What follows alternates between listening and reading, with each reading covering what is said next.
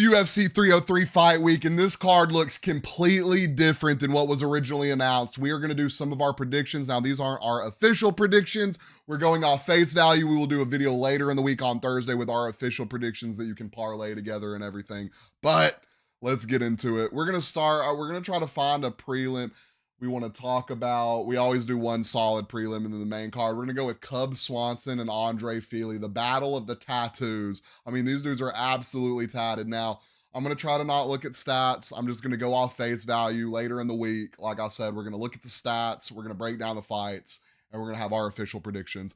This one, Cub Swanson has to be 43, right? Like, let's look up Cub Swanson's age real quick. I feel like Cub Swanson's been fighting since I was born. Cub Swanson age. He's 40. So Cub Swanson's 40. Andre Feely. When's the last time Cub Swanson fought? Can we at least look at that? Can we at least look at that? I need to know the ring rust. Awesome. It's not gonna load, is it? There we go. When is the last April 2023? Okay. When's the last time you fought before that? 2022. Okay. I mean, I guess I just don't remember all the Cub Swanson fights. Off face value, I'm probably gonna go Andre Feely on this one. I know Cub Swanson's a dog, but do we talk about Joe Pyfer and Marc-Andre Barriault? We're gonna go Joe Pyfer. No, we're gonna go Marc-Andre. We're gonna go Marc-Andre on that. This heartburn is ridiculous. Into the main card, we have Ian Machado Gary and Michael Venom Page. Thank you, UFC. Because I think Michael Venom Page is absolutely about to maul Ian Gary. Did I want to see Ian Gary and Colby Covington? Absolutely, because the press conference was going to be, it was going to be amazing. It was going to be amazing. Now, if Ian Gary goes out here, the aura Ian Gary is going to have for beating Michael Venom Page, 40-year-old Michael Venom Page, ranked number 14, Ian Gary's aura is going to be absolutely ridiculous. What's next for Ian Gary after that if he wins? I don't know. They'll probably give him a title shot or something. I'm not sure. Michael Venom Page probably going to have two more. Michael Venom Page wins this. He'll probably fight number one contender and then he'll fight for the title. Something like that. Fast track into the belt. I like it though.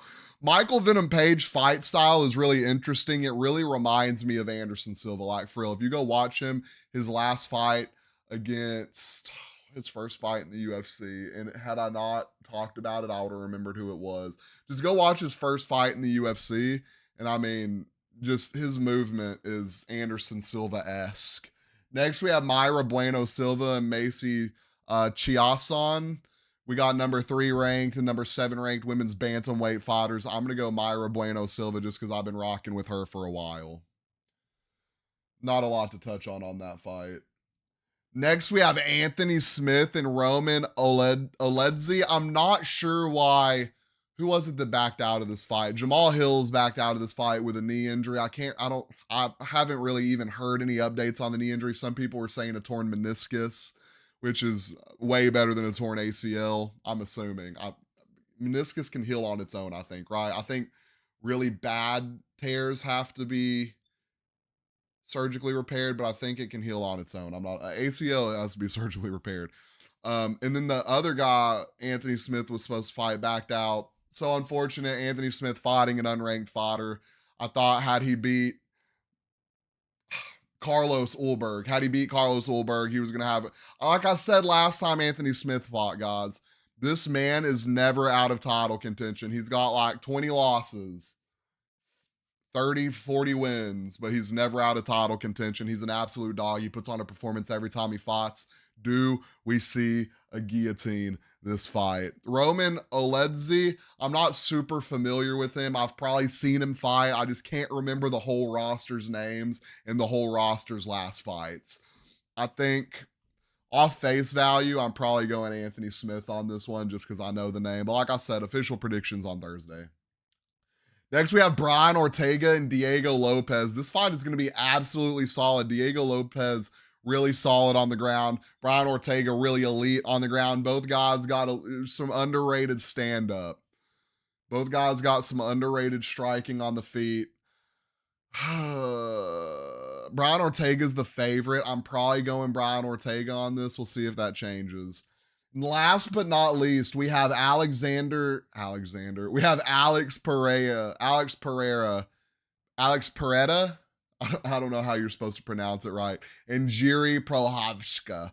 I think both these guys are absolute dogs. Jiri did rock Alex in his last fight. Jiri just has such a problem fighting with his hands down. And if you fought with your hands down against Alex Pereira, you're just asking to get chinned.